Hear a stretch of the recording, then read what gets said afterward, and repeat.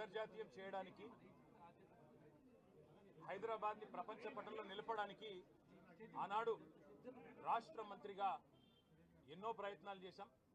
ఆ ప్రయత్నాలు చాలా మేరకు ఫలించి హైదరాబాద్, తెలంగాణ భారతదేశంలోనే ఒక ప్రధానమైన నగరంగా ప్రపంచ దృష్టిని ఆకర్షించే స్థాయికి తీసుకొచ్చే విధంగా పనిచేశాం.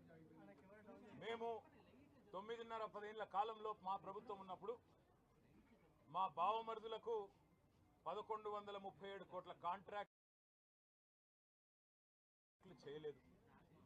మంత్రిగా నేను కౌన్సిల్లో కూర్చొని, కౌన్సిల్ ఆఫ్ మినిస్టర్స్లో, క్యాబినెట్లో కూర్చొని నా కొడుకు కంపెనీకి కాంట్రాక్ట్లు ఇచ్చుకోలేదు. లేదా నేను ల్యాండ్ క్రూజర్ కార్లు కొనుక్కోలేదు.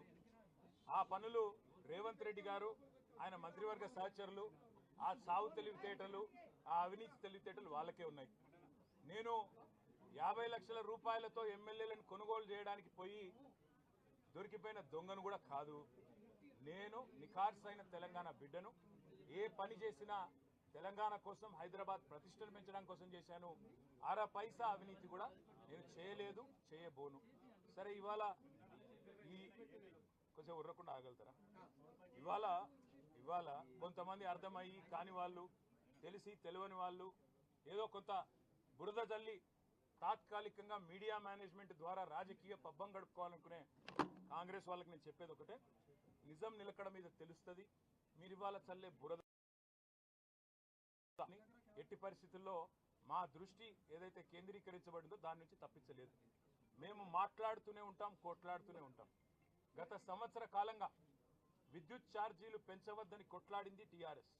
లగచర్లలో నువ్వు రైతులను జైల్లో పెడితే అడ్డుకున్నది టీఆర్ఎస్. నువ్వు హైడ్రా పేరిట ఇండ్లు కూలగొడితే అడ్డుకున్నది టీఆర్ఎస్. 6 గ్యారంటీల అమలు నువ్వు చేయకపోతే నిలదీసింది అడిగడుగున కేసీఆర్ బృందం.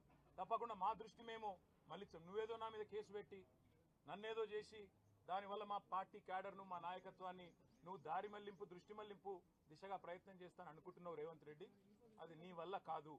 ముమ్మాటికి నువ్విచ్చిన 420 హామీలు ప్రశ్నిస్తూనే ఉంటాం. నువ్వు ఎన్ని కేసులు పెట్టినా, ఇది కాదు ఇంకో 100 పెట్టుకో, ఇంకో 1000 పెట్టుకో, ఎదుర్కొంటాం. న్యాయస్థానాల మీద, ఈ దేశంలోని చట్టాల మీద, భారత రాజ్యాంగం మీద మాకు సంపూర్ణమైన గౌరవం, సంపూర్ణమైన విశ్వాసం ఉంది.